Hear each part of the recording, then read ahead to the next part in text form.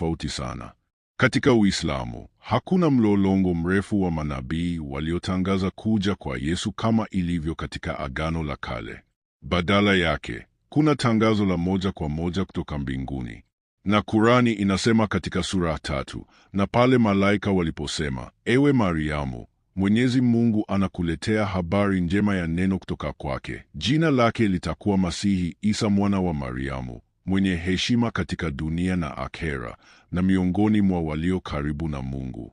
Hapa Yesu anatangazwa kuwa Masihi, lakini si Mungu aliyechukua mwili. Katika Kurani, jina Masihi linamaanisha mtiwa mafuta au aliyechaguliwa, lakini si wa kiungu kama katika Ukristo. Katika Uislamu, Yesu hakuwa utimilifu wa unabii wa awali kwa sababu muhuri wa kweli wa unabii ni Muhammad. Wakati katika Biblia njia zote za unabii huongoza moja kwa moja